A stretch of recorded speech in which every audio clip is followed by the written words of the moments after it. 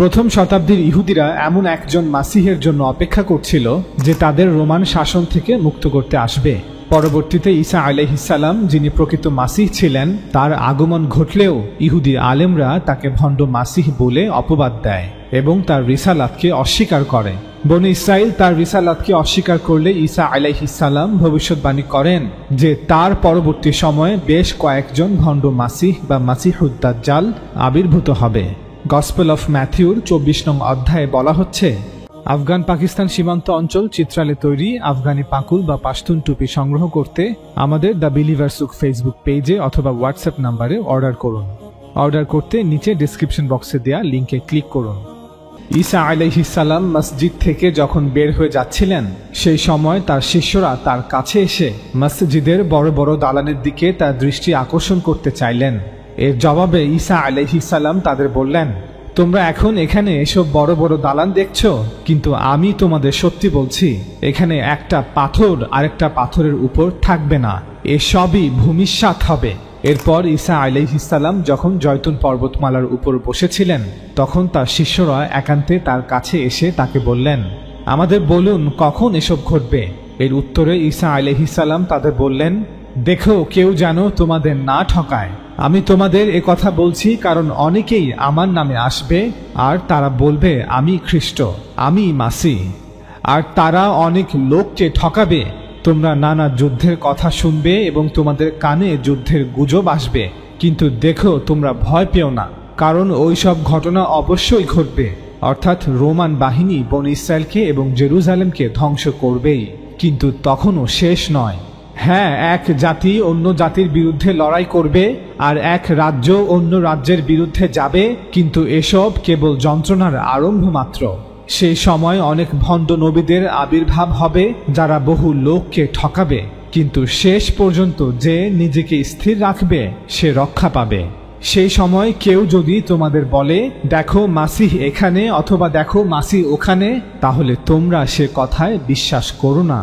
আমি এ কথা বলছি কারণ সে সময় অনেক ভণ্ড মাসিহ ও ভণ্ড নবীর উদয় হবে। তারা মহা আশ্চর্য কাজ করবে ও বিভিন্ন নিদর্শন দেখাবে যেন লোকেদের ঠকাতে পারে। দেখো, আমি আগে থেকেই তোমাদের এসব কথা বলে রাখলাম। আকাশে বিদ্যুৎ যেমন পূর্ব দিকে দেখা দিয়ে পশ্চিম দিক পর্যন্ত চমকে দেয়, তেমনি করেই মানব পুত্রের আবির্ভাব হবে, অর্থাৎ ঈসা মাসিহ আবার দুনিয়াতে আসবেন। যেখানেই মৃতদেহ সেখানেই শকুন এসে জড়ো হবে। মহাক্লেশের সেই দিনগুলির পরই সূর্য অন্ধকার হয়ে যাবে, চাঁদ আর আলো দেবে না, তারাগুলো আকাশ থেকে খসে পড়বে, আর আকাশ মণ্ডলে মহা আলোড়নের সৃষ্টি হবে। ঈসা আলাইহিসসালাম এই কথাগুলো সেই সময়ের ভয়াবহতা বুঝাতে রূপক অর্থে বলেছেন। অর্থাৎ এমন নয় যে রোমান বাহিনী যখন জেরুজালেম আক্রমণ করবে তখন সূর্য অন্ধকার হয়ে যাবে, চাঁদ আর আলো দেবে না, তারাগুলো আকাশ থেকে খসে পড়বে, আকাশ মণ্ডলে মহা আলোড়নের সৃষ্টি হবে। না, এর কিছুই ঘটবে না। ঈসা আলাইহিসসালাম রূপক অর্থে বলেছেন, অর্থাৎ সে সময় জেরুজালেমের অধিবাসীদের অবস্থা এমন হবে যেন তাদের জন্য আজই কিয়ামত। এরপর ঈসা আলাইহিসসালাম বলেন, সেই সময় আকাশে মানব পুত্রের চিহ্ন দেখা দেবে, তখন পৃথিবীর সকল গোষ্ঠী হাহুতাশ করবে, আর তারা মানব পুত্রকে মহাপরাক্রম ও মহামণ্ডিত হয়ে আকাশের মেঘে করে আসতে দেখবে। খুব জোরে তুরিধ্বনির সঙ্গে তিনি তার স্বর্গদূতদের পাঠাবেন। তারা আকাশের এক প্রান্ত থেকে অপর প্রান্ত পর্যন্ত চারদিক থেকে তার মনোনীত লোকদের জড়ো করবেন। 3 গাছ থেকে শিক্ষা নাও, তার কচি ডালে পাতা বের হলে জানা যায় গ্রীষ্মকাল কাছে এসে গেছে। ঠিক সেই রকম যখন তোমরা দেখবে এসব ঘটছে, বুঝবে মানবপুত্র তোমাদের নিকটে একেবারে দরজার কাছে এসে পড়েছে। আমি তোমাদের সত্যি বলছি, যতক্ষণ পর্যন্ত না এসব ঘটছে এই প্রজন্মের লোকেদের শেষ হবে না, অর্থাৎ এই প্রজন্মের শেষ না হতেই আমি আবার আসব। এই প্রজন্ম যাদের কাছে আমি বার্তা পৌঁছিয়েছি তারা নিজ চোখে জেরুজালেমের ধ্বংস দেখবে, এবং এই প্রজন্মের লোকেরাই আল্লাহর আযাবে গ্রেফতার হবে, যাদেরকে আমি নিজে দাওয়াত দিয়েছি, হেদায়েতের পথে আসার আহ্বান করেছি। ঈসা আলাইহিসসালাম বলেন, আকাশ ও সমগ্র পৃথিবী বিলুপ্ত হয়ে যাবে, কিন্তু আমার কোনো কথা বিলুপ্ত হবে না। সেই দিন ও মুহূর্তের কথা কেউ জানে না, এমনকি স্বর্গদূত, ফেরেশতারা অথবা পুত্র নিজেও তা জানেন না, কেবলমাত্র পিতা মহান ঈশ্বর তা জানেন। ঈসা আলাইহিস সালাম আল্লাহ তাআলাকে প্রভু অর্থেই পিতা বলে সম্বোধন করেছেন। খ্রিস্টানরা ঈসা আলাইহিস সালামের এই সম্বোধনকে আক্ষরিক অর্থে গ্রহণ করেছে। ঈসা আলাইহিস সালাম বলেন, নূহের সময় যেমন হয়েছিল, মানব পুত্রের আগমনের সময় সেই রকমই হবে। অর্থাৎ নূহ নবীকে অস্বীকার করার কারণে তার জাতিকে যেভাবে ধ্বংস করা হয়েছে, আমার জাতিকেও একইভাবে ধ্বংস করা হবে। এরপর ঈসা আলাইহিস সালাম বলেন, নূহের সময়ে বন্যা আসার আগে যে পর্যন্ত না নূহ সেই জাহাজে ঢুকলেন, লোকেরা সমানে ভোজন পান করেছে, বিয়ে করেছে ও ছেলে মেয়েদের বিয়ে দিয়েছে, যে পর্যন্ত না বন্যা এসে তাদের সবাইকে ভাসিয়ে নিয়ে গেল, সে পর্যন্ত তারা কিছুই বুঝতে পারেনি যে কি ঘটতে যাচ্ছে। মানব পুত্রের আগমনও ঠিক সেই রকম ভাবেই হবে। গসপেল অফ ম্যাথিউ বা ম্যাথিউ লিখিত সুসমাচার, অধ্যায় 24। বাইবেলের সকল স্কলাররাই একমত যে গসপেল অফ ম্যাথিউ মূলত গসপেল অফ মার্ক হতে লিখিত। চলুন এবার গসপেল অফ মার্ক হতে 13 নং অধ্যায়টি আপনাদের পড়ে শোনাই। ঈসা আলাইহিস সালাম যখন মসজিদ ছেড়ে যাচ্ছেন, সেই সময় শিষ্যদের মধ্যে একজন তাকে বললেন, হে শিক্ষক, দেখুন কত চমৎকার মসজিদের বিশাল বিশাল পাথর ও কত সুন্দর দালান। তখন ঈসা আলাইহিস সালাম তাকে বললেন, তুমি এইসব বড় বড় দালান দেখছো? খুব নিকটেই এমন একটা সময় আসছে যখন এই মসজিদের একটা পাথর আরেকটা পাথরের উপর আর থাকবে না, সবই ধ্বংসস্তূপে পরিণত হবে। পরে তিনি মসজিদের সামনে জয়তুন পর্বতমালায় বসলে তার শিষ্যরা তাকে একা পেয়ে জিজ্ঞাসা করলেন, আমাদের বলুন দেখি এই সমস্ত ঘটনা কখন ঘটবে, আর কি চিহ্ন দেখেই বা বুঝতে পারবো যে এই সমস্ত ঘটনা ঘটতে চলেছে? তখন ঈসা আলাইহিস সালাম তাদের বলতে লাগলেন, সতর্ক থেকো, কেউ যেন তোমাদের না ভোলায়। সেদিন অনেকেই আমার নাম নিয়ে আসবে এবং বলবে, আমি তিনি, অর্থাৎ আমি প্রকৃত মাসিহ। কিন্তু তোমরা যখন যুদ্ধের কথা ও যুদ্ধের জনরব শুনবে, তখন অস্থির হইও না, কারণ এটা ঘটবেই। অর্থাৎ রোমান বাহিনী বনী ইসরায়েলকে এবং জেরুজালেম শহরকে ধ্বংস করবেই। কিন্তু তখনও শেষ নয়, কারণ জাতির বিরুদ্ধে জাতি এবং রাজ্যের বিরুদ্ধে রাজ্য জেগে উঠবে, এমনটাই স্বাভাবিক।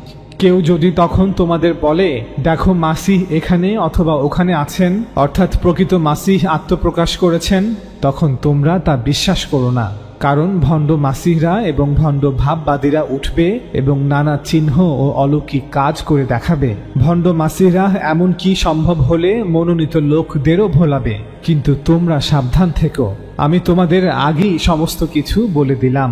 কিন্তু সেই সময়, সেই কষ্টের শেষে সূর্য অন্ধকার হয়ে যাবে এবং চাঁদ আর আলো দেবে না, আকাশের সমস্ত শক্তি বিচলিত হবে। ঈসা আলাইহিস সালাম এই কথাগুলো সেই সময়ের ভয়াবহতা বুঝাতে রূপক অর্থে বলেছেন। অর্থাৎ রোমান বাহিনীর আক্রমণের পর বনী ইসরাইল এবং জেরুজালেম শহরের অবস্থা এমন হবে যেন সূর্যের কাছ থেকে তার আলোকে ছিনিয়ে নেওয়া হয়েছে, রাতের চাঁদ তার আলো হারিয়ে ফেলেছে, আকাশ থেকে সকল তারকা খসে পড়েছে। ঈসা আলাইহিস সালাম এরপর বলেন, তখন লোকেরা দেখবে মানব পুত্র মহিমাময় ও পরাক্রমের সঙ্গে মেঘ রথে আসছেন। তখন মানব পুত্র ফেরেশতাদের পাঠিয়ে পৃথিবীর এক প্রান্ত থেকে আকাশের অন্য প্রান্ত পর্যন্ত চারি বায়ু থেকে তার মনোনীত লোকেদের সংগ্রহ করবেন। 3 গাছ থেকে এই দৃষ্টান্ত শেখো, যখন তার শাখা প্রশাখা কোমল হয়ে পাতা বের করে, তখন তোমরা জানতে পারো গরমকাল এসে গেল। ঠিক তেমনি ওই সমস্ত ঘটনা ঘটতে দেখলেই তোমরা বুঝতে পারবে যে সময় খুব কাছে, এমনকি দরজার সামনে। আমি তোমাদের সত্যি বলছি, সমস্ত ঘটনা না ঘটা পর্যন্ত এই প্রজন্মের শেষ হবে না।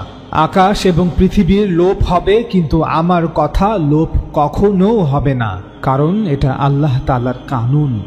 অর্থাৎ এই প্রজন্ম যাদের কাছে আমি বার্তা পৌঁছিয়েছি, তারা নিজ চোখে জেরুজালেমের ধ্বংস দেখবে এবং এই প্রজন্মের লোকেরাই আল্লাহর আযাবে গ্রেফতার হবে।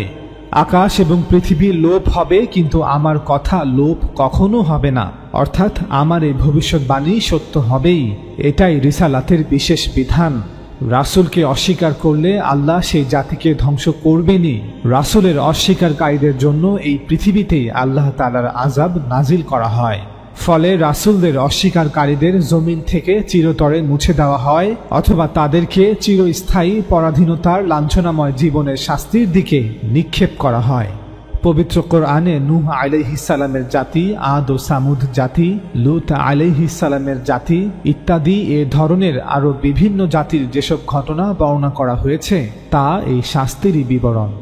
গসপেল অফ মার্ক বা মার্ক লিখিত সুসমাচার, অধ্যায় 13।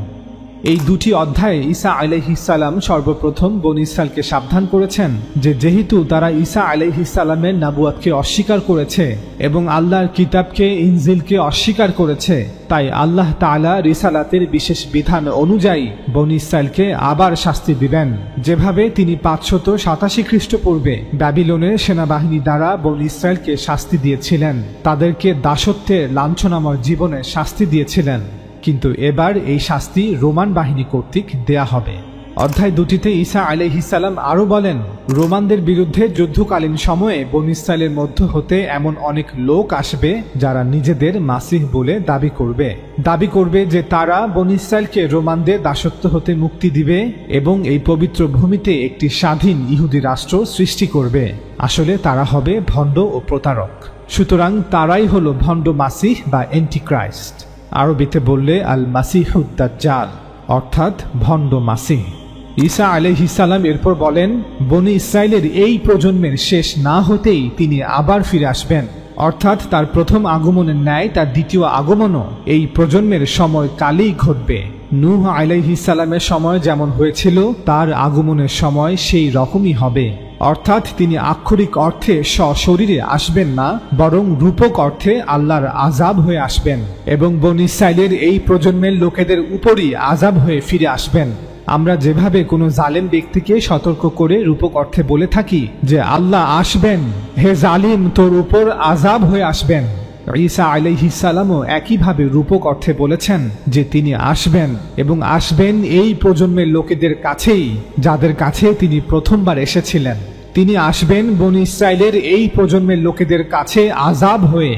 প্রথমবার এসেছিলেন ইনজিল নিয়ে, অর্থাৎ সুসংবাদ নিয়ে, কিন্তু এবার আসবেন আযাবের দুঃসংবাদ নিয়ে। কিন্তু খ্রিস্টানরা ঈসা আলাইহিস সালামের এই কথাটিকে আক্ষরিক অর্থে ধরে নিয়েছে, ফলে তারা এখনো ঈসা আলাইহিস সালামের সশরীরে আগমনের অপেক্ষায় আছে। কিন্তু তিনি স্পষ্ট করে বলেছেন যে আমি এই প্রজন্মের লোকেদের কাছেই আসব, এই প্রজন্মের লোকেদের সময় কালই আসব। বাইবেলের যে কোনো পাঠকের কাছেই এটা স্পষ্ট যে ঈসা আলাইহিস সালাম অধিকাংশ সময় রূপক অর্থে কথা বলতেন। ঈসা আলাইহিস সালাম কিভাবে কথা বলতেন এ বিষয়ে জানতে আপনারা এই ভিডিওটি দেখতে পারেন, লিংক নিচে দেয়া থাকবে। ঈসা আলাইহিস সালাম আরো বলেন, নূহের সময় যেমন হয়েছিল মানব পুত্রের আগমনের সময় সেই রকমই হবে, অর্থাৎ নূহ নবীকে অস্বীকার করার কারণে তার জাতিকে যেভাবে ধ্বংস করা হয়েছে তার জাতিকে অর্থাৎ বনী ইসরাইলকেও একইভাবে ধ্বংস করা হবে। নূহের সময় বন্যা আসার আগে তার জাতির লোকেরা কিছুই বুঝতে পারেনি যে কি ঘটতে যাচ্ছে। মানব পুত্রের আগমনও অর্থাৎ ঈসা মাসিহের আগমনও ঠিক সেই রকম ভাবেই হবে। সুতরাং তিনি নূহ নবীর সময়কার আযাবের মতো করেই আবার বনী ইসরাইলের এই প্রজন্মের লোকেদের কাছে ফিরে আসবেন।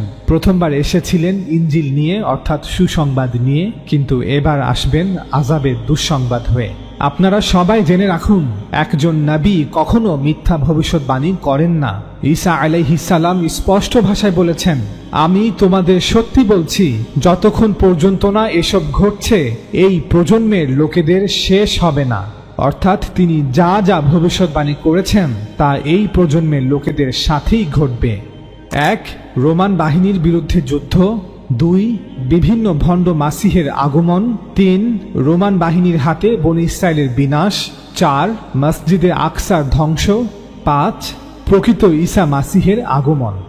এই সবগুলো ঘটনা বনী ইসরাইলের এই প্রজন্মের লোকেদের সাথেই ঘটবে। আমাদের মতে এই সবগুলো ভবিষ্যৎবাণী অক্ষরে অক্ষরে পূর্ণ হয়েছে।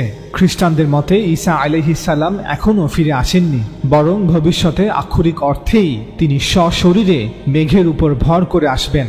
এখন আমরা খ্রিস্টানদের উদ্দেশ্যে বলবো, তাহলে ঈসা আলাইহিস সালামের এই কথার অর্থ কি যে আমি তোমাদের সত্যি বলছি, যতক্ষণ পর্যন্ত না এসব ঘটছে এই প্রজন্মের লোকেদের শেষ হবে না। ঈসা আলাইহিস সালামের এই কথা হতে এটা স্পষ্ট যে ঈসা মাসিহের দ্বিতীয় আগমন আযাব রূপে বনী ইসরাইলের উপর শাস্তি হিসেবে ইতিমধ্যেই ঘটে গিয়েছে।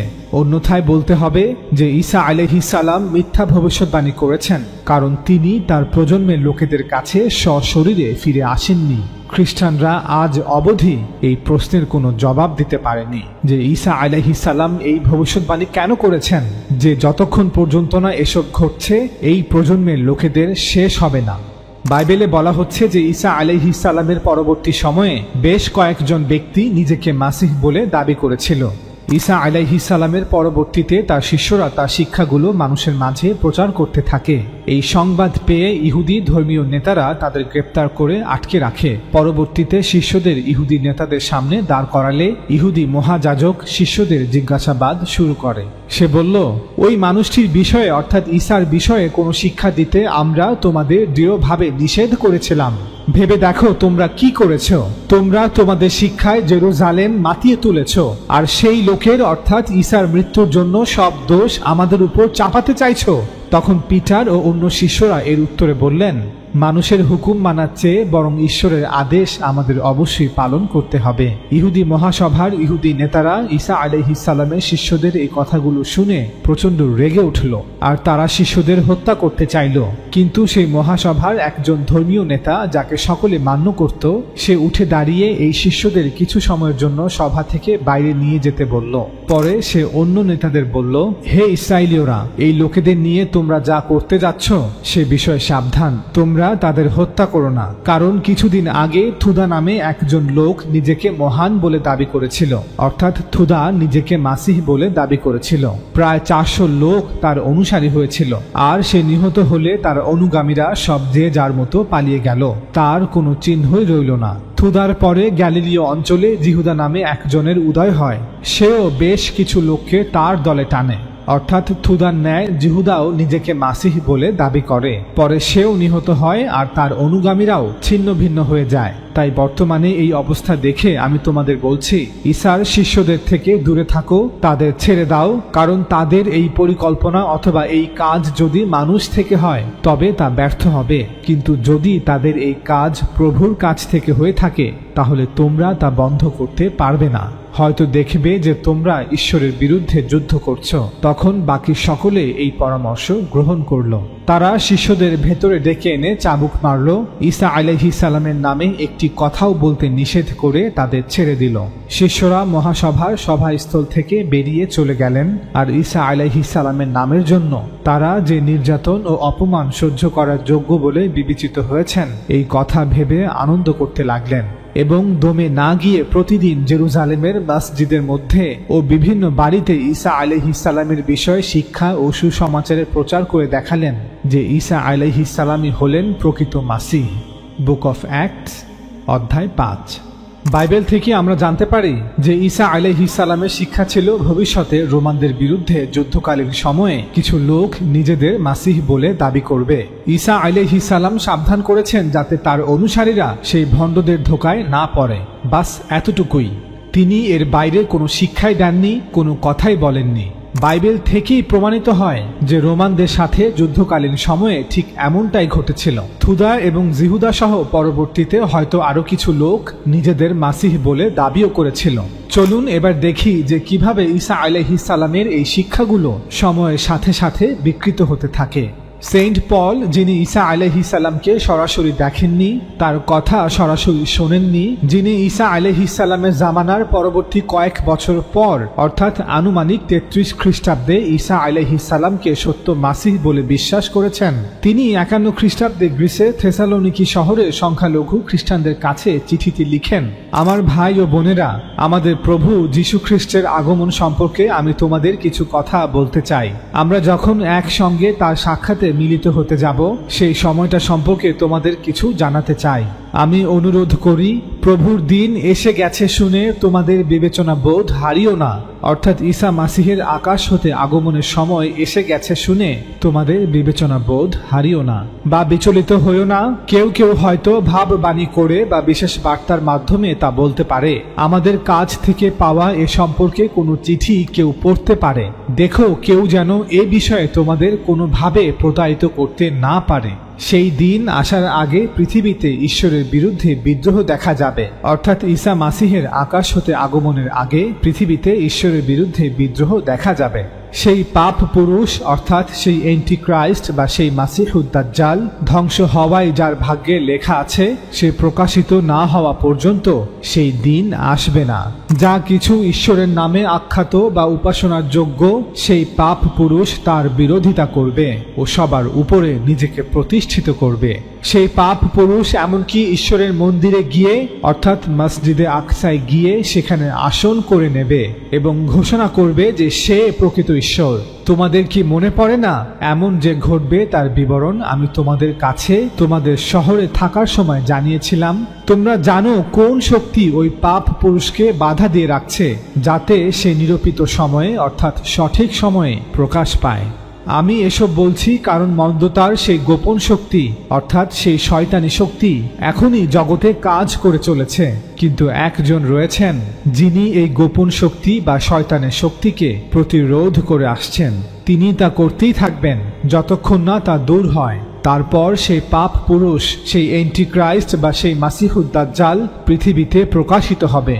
আর প্রভু অর্থাৎ প্রকৃত মাসিহ তার দ্বিতীয় আগমনের পর তার মুখের তেজময় নিঃশ্বাস এবং আবির্ভাবের মহিমা দ্বারা সেই পাপ পুরুষকে, সেই অ্যান্টিক্রাইস্টকে, দাজ্জালকে ধ্বংস করবেন। শয়তানের শক্তিতে শক্তিমান হয়ে সেই পাপ পুরুষ মাসিহুদ দাজ্জাল আসবে। সে মহাপরাক্রমের সাহায্যে নানা ছলনাময়ী অলৌকিক কাজ, অদ্ভুত লক্ষণ ও চিহ্ন দেখাবে। যারা বিনাশ পথে যাত্রী তাদের ভ্রান্তিজনক বিষয়ে সে ভোলাবে, অর্থাৎ মানুষকে বিভ্রান্ত করবে যে সেই প্রকৃত মাসিহ। আমাদের মতে সেন্ট পলের এই শিক্ষাগুলো পরবর্তীতে ঈসা আলাইহিস সালামের ভবিষ্যৎবাণীগুলোর সাথে মিশ্রিত হয়েছে, যা ঈসা আলাইহিস সালামের ভবিষ্যৎবাণীগুলোতে বিকৃতি ঘটিয়েছে। অর্থাৎ ঈসা আলাইহিস সালাম হয়তো শুধু এতটুকু বলেছেন যে রোমানদের হাতে বনী ইসরাইল ও জেরুজালেম শহর যে সময় ধ্বংস করা হবে সে সময় কিছু লোক নিজেদের মাসিহ বলে দাবি করবে। আসলে তারা হবে ভণ্ড মাসিহ, অ্যান্টিক্রাইস্ট, মাসিহুদ দাজ্জাল। কিন্তু সেন্ট পলের এই শিক্ষা যে শয়তানের শক্তিতে শক্তিমান হয়ে সেই ভণ্ড মাসিহ ভবিষ্যতে আসবে, সেন্ট পলের এই শিক্ষাগুলোই ঈসা আলাইহিস সালামের মূল ভবিষ্যৎবাণীকে কলুষিত করেছে। এবার বাইবেলের বুক অফ রেভেলেশন হতে কিছু অধ্যায় আপনাদের পড়ে শোনাই, যেখানে দাজ্জাল অর্থাৎ ভণ্ড মাসিহের আগমন এবং তার শেষ পরিণতি কি হবে তা বিস্তারিতভাবে বর্ণনা করা হয়েছে। বেশিরভাগ বাইবেল স্কলাররা বিশ্বাস করেন যে বুক অফ রেভেলেশন লেখা হয়েছে 95 খ্রিস্টাব্দের দিকে, অর্থাৎ ঈসা আলাইহিস সালামের জামানার 60 বছর পর। কারো কারো মতে বুক অফ রেভেলেশন আরো আগে লেখা হয়েছে 60 অথবা 70 খ্রিস্টাব্দের দিকে, অর্থাৎ ঈসা আলাইহিস সালামের জামানার 30 বছর পর। এই বইটির লেখক জন নামে একজন খ্রিস্টান, তবে তার সঠিক পরিচয় কি তা গবেষকদের মধ্যে একটি বিতর্কের বিষয় হয়ে রয়ে গিয়েছে। কারো কারো মতে এই জন হচ্ছে গসপেল অফ জনের সেই লেখক, আবার কারো কারো মতে এই জন হচ্ছে পরবর্তী সময়ের একজন খ্রিস্টান ব্যক্তি। বুক অফ রেভেলেশনে দাবি করা হয়েছে যে এই বইয়ের লেখক যা লিখেছেন তা তার দেখা কিছু স্বপ্নের বর্ণনা যা ঈশ্বর তাকে দেখিয়েছেন, এবং এই স্বপ্নে ভবিষ্যতে কি ঘটতে যাচ্ছে তা রূপকভাবে তাকে দেখানো হয়েছে। এই হলো যীশু খ্রিস্টের বাক্য, অর্থাৎ ঈসা মাসিহের বাক্য।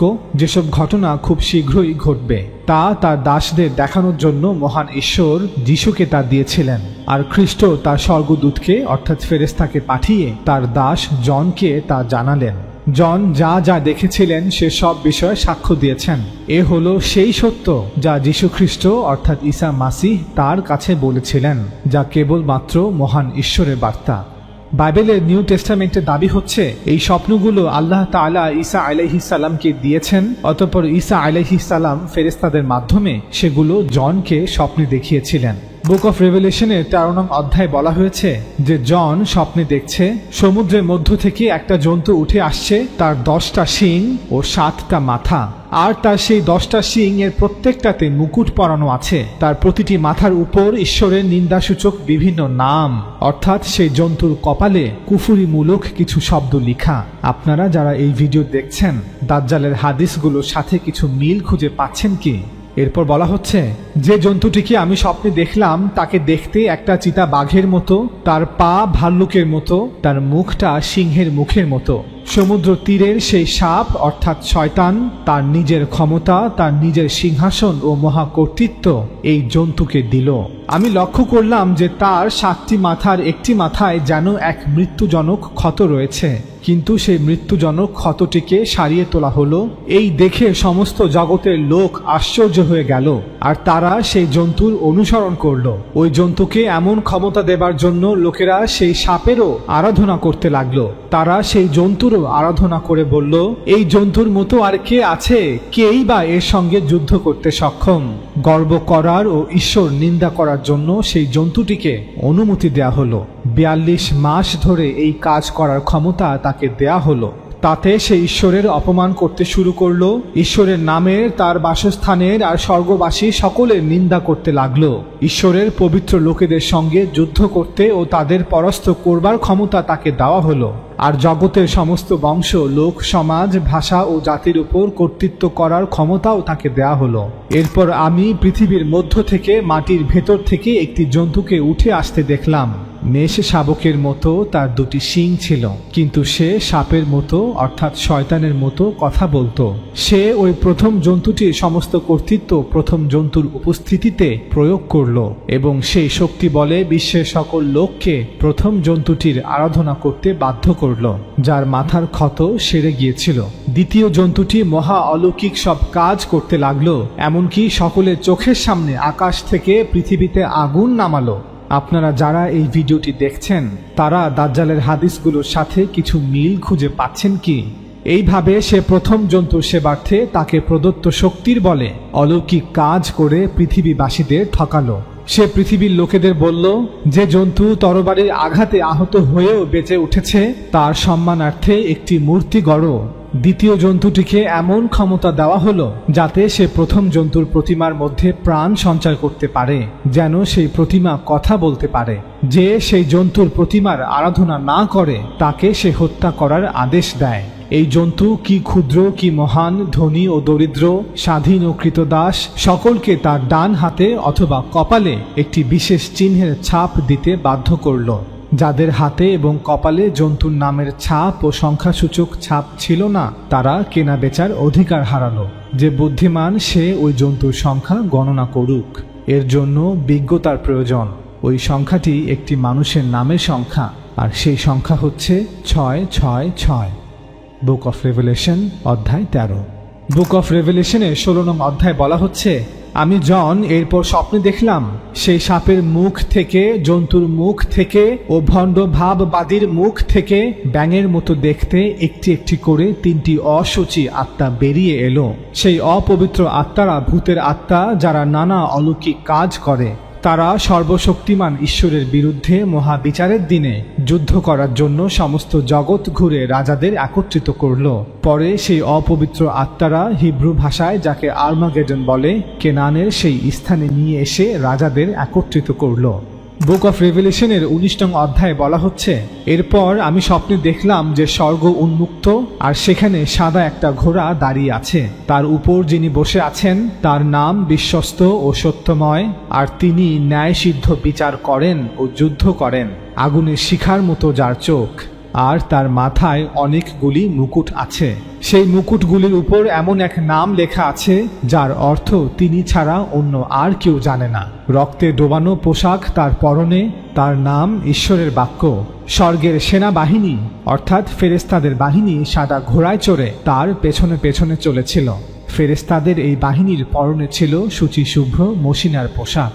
একটি ধারালো তরবারি তার মুখ থেকে বেরিয়ে আসছিল, অর্থাৎ ঈসা মাসিহের মুখ থেকে বেরিয়ে আসছিল, যা দিয়ে তিনি পৃথিবীর সমস্ত জাতিকে আঘাত করবেন। লৌহ যষ্টি হাতে জাতিবৃন্দের উপর তিনি শাসক হিসেবে শাসন পরিচালনা করবেন। তার পোশাকে ও উরুতে লেখা আছে এই নাম, রাজাদের রাজা ও প্রভুদের প্রভু। অর্থাৎ প্রকৃত ঈসা মাসিহ আসমান থেকে নেমে এসেছেন নকল ভণ্ড মাসিহকে পরাভূত করার জন্য। তখন আমি দেখলাম ওই ঘোড়ার উপর যিনি বসেছিলেন তিনি ও তার সৈন্যদের সঙ্গে সেই জন্তু অর্থাৎ ভণ্ড মাসিহ ও পৃথিবীর রাজারা তাদের সমস্ত সেনাবাহিনী নিয়ে যুদ্ধ করার জন্য একত্র হলো। কিন্তু সেই জন্তু ও ভণ্ড ভাববাদীকে ধরা হলো। এই সেই ভণ্ড ভাববাদী যে জন্তুর জন্য অলৌকিক কাজ করেছিল। এই অলৌকিক কাজের দ্বারা ভণ্ড ভাববাদী তাদের প্রতারণা করেছিল। অতঃপর ভাববাদী এবং জন্তুটিকে আগুনের হ্রদে ছুঁড়ে ফেলা হলো, অর্থাৎ দাজ্জাল ও তার সহযোগীকে আগুনে নিক্ষেপ করা হলো। ভণ্ড মাসিহের সেনাবাহিনীর যারা বাকি থাকলো তারা সকলে সেই সাদা ঘোড়ার সওয়ারির মুখ থেকে বেরিয়ে আসা ধারালো তলোয়ারের আঘাতে মারা পড়ল, আর সমস্ত পাখি তাদের মাংস খেয়ে তৃপ্ত হলো।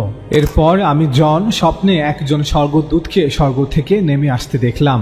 সেই স্বর্গদূতের হাতে ছিল অতল গহরের চাবি আর একটা বড় শেকল। তিনি সেই সাপকে ধরলেন।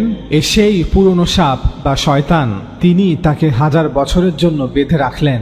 স্বর্গদূত তাকে অতল গহরের মধ্যে ছুঁড়ে ফেলে গহরের মুখ বন্ধ করলেন। অতঃপর তা সিলমোহর করে দিলেন, যেন 1000 বছর পূর্ণ না হওয়া পর্যন্ত সে পৃথিবীর জাতিবৃন্দকে আর বিভ্রান্ত করতে না পারে। অর্থাৎ 1000 বছর শয়তানকে বন্দী করে রাখা হবে। ওই 1000 বছর পূর্ণ হলে কিছু কালের জন্য তাকে ছাড়া হবে। পরে আমি স্বপ্নে কয়েকটি সিংহাসন দেখলাম, আর তার উপর যারা বসে আছেন তাদের সকলকে বিচার করার ক্ষমতা দেওয়া হয়েছে। ঈসা মাসিহের বিষয়ে সাক্ষ্য দেবার জন্য ও ঈশ্বরের বাণী প্রচার করার জন্য যাদের শিরচ্ছেদ করা হয়েছিল, যারা সেই পশুকে ভণ্ড মাসিহকে ও তার মূর্তিকে পূজা করেনি, নিজেদের কপালে বা হাতে তার ছাপ নেয়নি, তাদের প্রাণ দেখতে পেলাম। আর তারা সকলে পুনর্জীবিত হয়ে সেই 1000 বছর ধরে ঈসা মাসিহের সঙ্গে রাজত্ব করল। সেই 1000 বছর শেষ হলে শয়তানকে অতল স্পর্শী গহ্বরের কারাগার থেকে মুক্ত করা হবে। সে সারা পৃথিবী জুড়ে সমস্ত জাতিকে বিভ্রান্ত করবে। সে ইয়াজুজ ও মাজুজকেও বিভ্রান্ত করবে। শয়তান যুদ্ধের উদ্দেশ্যে তাদের একত্র করবে। তাদের সংখ্যা সমুদ্র সৈকতের অগণিত বালুকণার মতো হবে। তারা পৃথিবীর উপর দিয়ে এগিয়ে চলবে, আর ঈশ্বরের লোকেদের শিবির ও ঈশ্বরের প্রিয় নগর জেরুজালেম অবরোধ করবে। কিন্তু স্বর্গ থেকে আগুন নেমে শয়তানের সৈন্যদের ধ্বংস করবে। তখন সেই শয়তান যে তাদের বিভ্রান্ত করেছিল তাকে আগুনের হ্রদে ছুঁড়ে ফেলা হবে, যেখানে সেই জন্তু ও ভণ্ড ভাববাদীদের আগেই ছুঁড়ে ফেলা হয়েছে। সেখানে যুগ যুগ ধরে দিন রাত তারা যন্ত্রণা ভোগ করবে। পরে আমি এক বিরাট শ্বেত সিংহাসন ও তার উপর যিনি বসে আছেন তাকে, অর্থাৎ ঈশ্বরকে দেখলাম। অতঃপর তার সামনে থেকে পৃথিবী ও আকাশ বিলুপ্ত হলো এবং তাদের কোনো অস্তিত্ব রইল না। আমি দেখলাম ক্ষুদ্র অথবা মহান সমস্ত মৃত লোক সেই সিংহাসনের সামনে দাঁড়িয়ে আছে। পরে কয়েকটি গ্রন্থ খোলা হলো এবং আরও একটি গ্রন্থ খোলা হলো। সেই গ্রন্থটির নাম জীবন পুস্তক। সেই গ্রন্থগুলিতে মৃতদের প্রত্যেকের কাজের বিবরণ লিপিবদ্ধ ছিল এবং সেই অনুসারে তাদের বিচার হলো। যেসব লোক সমুদ্র গর্ভে নিক্ষিপ্ত হয়েছিল সমুদ্র তাদের সঁপে দিল, আর মৃত্যু ও পাতাল নিজেদের মধ্যে যেসব মৃত ব্যক্তি ছিল তাদের সমর্পণ করল। তাদের কৃতকর্ম অনুসারে তাদের বিচার হলো। পরে মৃত্যু ও পাতাল আগুনের হ্রদে ছুঁড়ে ফেলা হলো। অর্থাৎ এখন আর কারো মৃত্যু নেই। বুক অফ রেভেলেশন অধ্যায় 20। বুক অফ রেভেলেশনের 19 এবং 20 নং অধ্যায় অনুযায়ী ঈসা আলাইহিসসালাম যখন ফিরে আসবেন তখন তিনি ভণ্ড মাসিহকে, তার সকল সাহায্যকারী এবং তার সেনাবাহিনীকে পরাজিত করবেন। অতঃপর তিনি 1000 বছর পৃথিবী শাসন করবেন। এই 1000 বছর শয়তানকেও বন্দী করে রাখা হবে। অতঃপর সেই সাপ অর্থাৎ শয়তানকে ছেড়ে দেয়া হলে সে পৃথিবীর অনেক জাতিকে পথভ্রষ্ট করবে। এরপরে ইয়াজুজ ও মাজুজ জেরুজালেম শহর আক্রমণ করতে আসবে, কিন্তু আল্লাহ তাদের ধ্বংস করবেন। সে সময় শয়তানকেও শাস্তিস্বরূপ আগুনে নিক্ষেপ করা হবে। অতঃপর আল্লাহ তাআলা নিজে পৃথিবীর সকল মানুষকে তাদের দ্বারা কৃতকর্মের বিচার করবেন। এরপর শুরু হবে এক অনন্ত জীবন, যেখানে বর্তমান পৃথিবী ও আকাশ বিলুপ্ত হয়ে এক অন্য জগৎ অস্তিত্বে এসেছে। খ্রিস্টান ধর্মের যাজকরা যেভাবে বুক অফ রেভেলেশনে বর্ণিত স্বপ্নগুলোকে ব্যাখ্যা করে থাকেন, আমরা এতক্ষণ সেই ব্যাখ্যাগুলোই আপনাদের সাথে শেয়ার করলাম। এ পর্যায়ে আমরা আপনাদের আবার স্মরণ করিয়ে দিচ্ছি যে ঈসা আলাইহিসসালামের প্রকৃত ভবিষ্যৎবাণীটি কি ছিল, যা গসপেল অফ মার্ক এবং গসপেল অফ ম্যাথিউতে লিখিত আছে। ঈসা আলাইহিসসালাম শুধু এতটুকুই বলেছিলেন যে রোমানদের সাথে বনী ইসরায়েলের যুদ্ধকালীন সময়ে কিছু লোক নিজেদের মাসিহ বলে দাবি করবে। আসলে তারা হবে ভণ্ড মাসিহ, অর্থাৎ মাসিহুদ দাজ্জাল। এরপর ঈসা আলাইহিসসালাম, যিনি প্রকৃত মাসিহ, তিনি আল্লাহর পক্ষ হতে আযাব হয়ে বনী ইসরায়েলের নিকট ফিরে আসবেন, যেখানে বনী ইসরায়েলকে জাতি হিসেবে ধ্বংস করা হবে এবং জীবিতদের লাঞ্ছনাময় জীবনের দিকে নিক্ষেপ করা হবে। আর এই ভবিষ্যৎবাণীর সবগুলো ঈসা আলাইহিসসালামের প্রজন্মের সাথেই ঘটবে। বাস এতটুকুই। যেহেতু আমাদের মতে বুক অফ রেভিলেশন একজন খ্রিস্টানের বানানো মিথ্যা রচনা, সুতরাং খ্রিস্টান ধর্মযাজকরা যেভাবে বুক অফ রেভিলেশনে বর্ণিত স্বপ্নগুলোকে ব্যাখ্যা করে থাকে আমরা তার সাথে মোটেও একমত নই। আপনাদের মনে প্রশ্ন আসতে পারে যে আমি কিভাবে বুঝলাম যে এই স্বপ্নগুলো বানোয়াট? আসলে স্বপ্নগুলো যে তৈরি করেছে সে এই স্বপ্নগুলো তৈরি করার জন্য সেন্ট পলের শিক্ষার পাশাপাশি তাওরাত, তানাখ অর্থাৎ ওল্ড টেস্টামেন্টের book of Ezekiel, book of Daniel এবং বুক অফ আইজায়ার সহায়তা নিয়েছে। বুক অফ ড্যানিয়েলের 7 নং অধ্যায় বলা হয়েছে, ব্যাবিলনের রাজা বেলশেজারের রাজত্বের প্রথম বছরে দানিয়েল আলাইহিস সালাম বিছানায় শুয়ে ঘুমানোর সময় একটি স্বপ্ন দেখলেন। তিনি স্বপ্নে যা দেখেছিলেন তা লিখে রাখলেন আর তার সারমর্ম বললেন। তিনি বললেন, আমি রাত্রে একটি স্বপ্ন দেখেছি। ওই স্বপ্নে চারিদিক থেকে জোরে হাওয়া বইছিল এবং সমুদ্রকে অশান্ত করে তুলেছিল। আমি 4টি বড় জন্তু দেখেছিলাম যার প্রত্যেকের থেকে আলাদা। তারা সবাই সমুদ্র থেকে উঠে এলো। প্রথম জন্তুটিকে সিংহের মতো দেখতে আর তার ঈগলের মতো ডানা ছিল। তারপর আমি দ্বিতীয় জন্তুটিকে দেখতে পেলাম যাকে দেখতে ভালুকের মতো। তারপর আমি আমার সামনে আরেকটি জন্তুর দিকে তাকালাম। এটি ছিল একটি চিতা বাঘের মতো দেখতে, কিন্তু এর পিঠে 4টি ডানা ছিল। তারপর আমি আমার স্বপ্ন দর্শনে চতুর্থ জন্তুটিকে দেখলাম। এই জন্তুটি ছিল বিভীষিকাময়, ভয়ঙ্কর এবং ভীষণ শক্তিশালী। এটি ছিল বড় বড় লোহার দাঁত। এই জন্তুটি তার শিকারকে পিষে ফেলে খেয়ে নিল এবং তার শিকারের যা কিছু অবশিষ্ট ছিল তাকে পা দিয়ে মারিয়ে দিল। এই চতুর্থ জন্তুটি আমার দেখা সমস্ত জন্তুর চেয়ে আলাদা ছিল। এরও 10টি শিং ছিল। বুক অফ ড্যানিয়েল অধ্যায় 7। বুক অফ রেভেলেশনের লেখক তার মিথ্যা স্বপ্নের 10টি শিং বিশিষ্ট জন্তুর ধারণা বুক অফ ড্যানিয়েল থেকেই নিয়েছে। সে বুক অফ ড্যানিয়েলের 7 নং অধ্যায়ের এই কথাগুলোই কপি করে লিখেছে। সমুদ্রের মধ্য থেকে একটা জন্তু উঠে আসছে, তার 10টা শিং ও 7টা মাথা, আর তার সেই 10টা শিংয়ের প্রত্যেকটাতে মুকুট পরানো আছে। তার প্রতিটি মাথার উপর ঈশ্বরের নিন্দাসূচক বিভিন্ন নাম। বুক অফ রেভেলেশন অধ্যায় 13।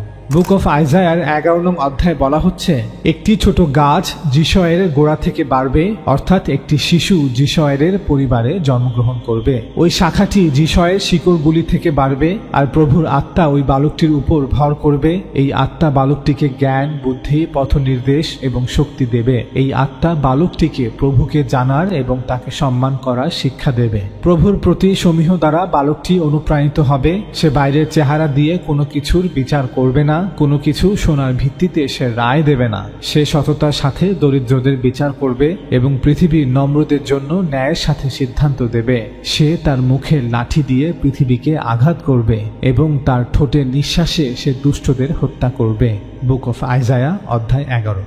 বুক অফ আইজায়ার 49 নং অধ্যায় বলা হচ্ছে, প্রভু আমাকে তার কথা বলতে ব্যবহার করেন। তিনি আমার মুখকে ধারালো তরবারির মতো তৈরি করেছেন। তিনি আমাকে নিজের হাতে লুকিয়ে রেখে আমাকে রক্ষা করেছেন। প্রভু আমাকে একটি ধারালো তীরের মতো ব্যবহার করলেও তিনি আমাকে তার তীরের থলিতে লুকিয়ে রাখেন। বুক অফ আইজায়া অধ্যায় 49। বুক অফ রেভেলেশনের লেখক তার মিথ্যা স্বপ্নে বুক অফ আইজায়ার 11 নং এবং 49 নং অধ্যায়ের এই কথাগুলোই কপি করে লিখে, এরপর আমি দেখলাম স্বর্গ উন্মুক্ত আর সেখানে সাদা একটা ঘোড়া দাঁড়িয়ে আছে। তার উপর যিনি বসে আছেন তার নাম বিশ্বস্ত ও সত্যময়, আর তিনি ন্যায় সিদ্ধ বিচার করেন ও যুদ্ধ করেন। একটি ধারালো তরবারি তার মুখ থেকে বেরিয়ে আসছিল, যা দিয়ে তিনি পৃথিবীর সমস্ত জাতিকে আঘাত করবেন। লৌহযষ্টি হাতে জাতিবৃন্দের উপর তিনি শাসন পরিচালনা করবেন। বুক অফ রেভেলেশন অধ্যায় 19।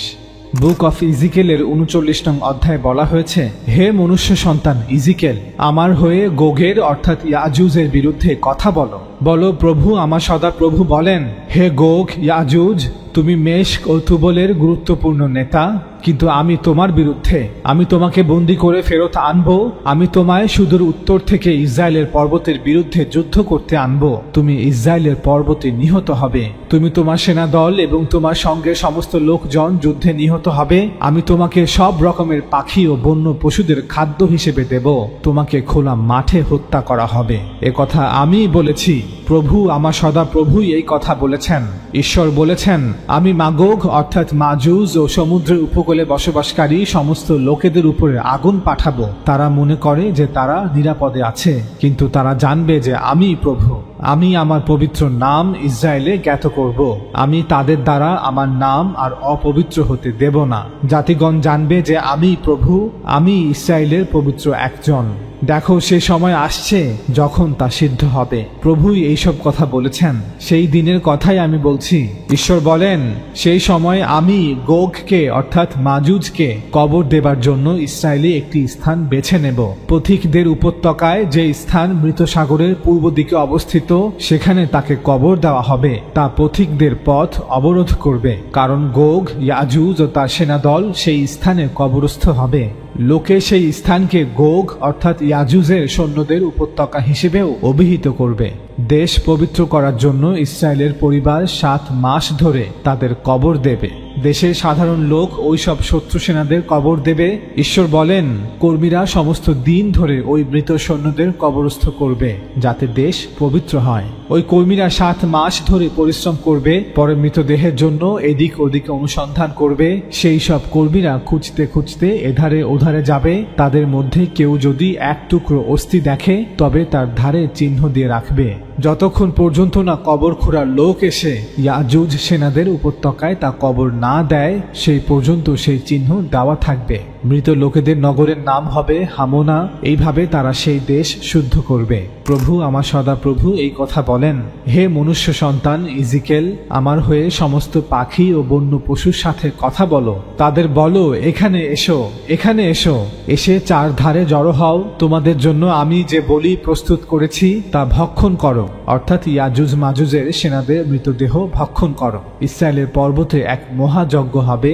এসো, ইয়াজুজ মাজুজের সেনাদের মাংস খাও, রক্ত পান করো। তোমরা বন্য পাখি ও বন্য পশুরা বলবান সৈন্যদের দেহ হতে মাংস খাবে ও পৃথিবীর নেতাদের রক্ত পান করবে। তারা সকলে অর্থাৎ এই মৃতদেহগুলো তোমাদের জন্য যেন বাসনের পাঠা, মেষ শাবক, ছাগল ও মোটাসোটা ষাঁড়। তোমরা বন্য পাখি ও বন্য পশুরা যতটা চাও ততটাই চর্বি খেতে পারো, পূর্ণ না হওয়া পর্যন্ত রক্ত পান করতে পারো। আমি তোমাদের জন্য যে বলি হনন করেছি তা তোমরা খাবে ও পান করবে। বুক অফ ইজিকেল অধ্যায় 38 এবং 39। বুক অফ রেভেলেশনের লেখক তার মিথ্যা স্বপ্নে বুক অফ ইজিকেলের 38 এবং 39 নং অধ্যায়ের এই কথাগুলোই কপি করে লিখেছে। দাজ্জালের সেনাবাহিনীর যারা বাকি থাকলো, তারা সকলে ওই সাদা ঘোড়ার সওয়ারির মুখ থেকে বেরিয়ে আসা ধারালো তলোয়ারের আঘাতে মারা পড়ল। অর্থাৎ প্রকৃত মাসিহ ইসরায়েলের ভূমিতে সংঘটিত সেই যুদ্ধে জয়লাভ করবেন। তিনি ভণ্ড মাসিহকে পরাভূত করবেন, আর সমস্ত পাখি তাদের অর্থাৎ দাজ্জালের সেনাবাহিনীর মৃতদেহের মাংস খেয়ে তৃপ্ত হলো। এরপর শয়তান ইয়াজুজ ও মাজুজকেও বিভ্রান্ত করবে। শয়তান যুদ্ধের উদ্দেশ্যে তাদের একত্র করবে। তাদের সংখ্যা সমুদ্র সৈকতের অগণিত বালুকণার মতো হবে। তারা পৃথিবীর উপর দিয়ে এগিয়ে চলবে, আর ঈশ্বরের লোকেদের শিবির ও ঈশ্বরের প্রিয় নগর জেরুজালেম অবরোধ করবে। কিন্তু স্বর্গ থেকে আগুন নেমে এসে শয়তানের সৈন্যদের ধ্বংস করবে। বুক অফ রেভেলেশন অধ্যায় 19 এবং 20। দাজ্জাল বিষয়ে পূর্ববর্তী ভিডিওতে আমরা বলেছিলাম যে সহিহ মুসলিমে বর্ণিত তামিমদারির হাদিসটি একটি জাল হাদিস, যেখানে বলা হয়েছে যে দাজ্জাল দূরবর্তী কোনো সমুদ্রের একটি দ্বীপে বন্দী আছে। আমরা এটাও বলেছিলাম যে যেহেতু তামিম আদ-দারি রাদিয়াল্লাহু তাআলা আনহু একজন ফিলিস্তিনি অধিবাসী ছিলেন, তাই হয়তো তিনি এই ঘটনাটি সিরিয়া এবং ফিলিস্তিনের কোনো খ্রিস্টান গল্পকারের থেকে শুনেছেন এবং কোনো এক সময় তিনি তা বর্ণনাও করেছেন। কিন্তু পরবর্তীতে তাবেঈ বা তাবেঈরা এই গল্পটিকে ভুলবশত একটি হাদিস হিসেবে প্রচার করেছেন। আমাদের মতে বুক অফ রেভেলেশনের 13 নং অধ্যায়ের কারণেই তৎকালীন সিরিয়া এবং ফিলিস্তিনের খ্রিস্টান সমাজে এই গল্পটি প্রচলিত ছিল যে দাজ্জাল ভূমধ্য সাগরের দূরবর্তী কোনো সমুদ্রের একটি দ্বীপে বন্দী আছে। কারণ বুক অফ রেভেলেশনের 13 নং অধ্যায় বলা হচ্ছে যে সমুদ্রের মধ্য হতে একটা জন্তু অর্থাৎ দাজ্জাল ভণ্ড মাসিহ তীরে উঠে আসছে। সমুদ্র থেকে উঠে আসছে অর্থাৎ সে ভূমধ্য সাগরের কোনো একটি দ্বীপে বন্দী ছিল, এখন সাগর পাড়ি দিয়ে ফিলিস্তিন ভূমিতে এসেছে। আর এভাবেই একটি খ্রিস্টান বিশ্বাস হাদিসের কিতাবে রাওয়ায়াত হিসেবে লিপিবদ্ধ হয়েছে। বুখারী ও মুসলিম সহ বিভিন্ন হাদিসের কিতাবে বলা হয়েছে যে দাজ্জালের সঙ্গে পানি আর আগুন থাকবে। আমাদের মতে এই উক্তিটি রাসূল সাল্লাল্লাহু আলাইহি ওয়াসাল্লামের নয়, বরং বুক অফ রেভেলেশনের 13 নং অধ্যায়ের 13 নং শ্লোকের নকল, যেখানে বলা হয়েছে দ্বিতীয় পশুটি অর্থাৎ দাজ্জালের ভণ্ড ভাববাদী, দাজ্জালের সাহায্যকারী মহা অলৌকিক সব কাজ করতে লাগলো, এমনকি সকলের চোখের সামনে আকাশ থেকে পৃথিবীতে আগুন নামালো। এইভাবে সে প্রথম পশুর অর্থাৎ দাজ্জালের সেবার্থে তাকে প্রদত্ত শক্তির বলে অলৌকিক কাজ করে পৃথিবীবাসীদের ঠকালো। বুক অফ রেভেলেশন অধ্যায় 13 শ্লোক 13।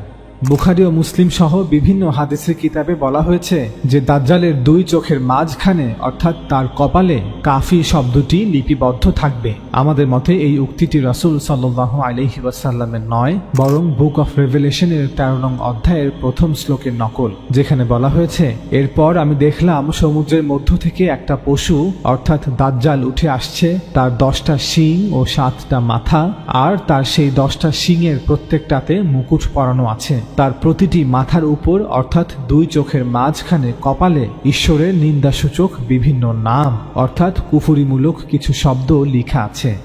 চলুন এবার আপনাদের সাথে বুক অফ রেভেলেশনের এই মিথ্যা স্বপ্নগুলোর আমার করা একটি নতুন ব্যাখ্যা শেয়ার করি। আমাদের মতে স্বপ্নের এই পশু হচ্ছে খোদ খ্রিস্টান ধর্মই, অর্থাৎ ঈসা আলাইহিস সালামের প্রকৃত শিক্ষাকে ভুলে গিয়ে মানুষ ধীরে ধীরে সত্য ধর্মের নামে কুফরি শিক্ষা বিশ্বাস করা শুরু করবে। সকল নবী রাসূলদের ন্যায় ঈসা আলাইহিস সালামেরও শিক্ষা ছিল তাওহীদ, অর্থাৎ আল্লাহ তাআলার মহান সত্তা এক এবং তার কোনো অংশীদার নেই। তার মহান সত্তা পিতা, পুত্র এবং পবিত্র আত্মা এই 3 জন সত্তায় বিভক্ত নয়।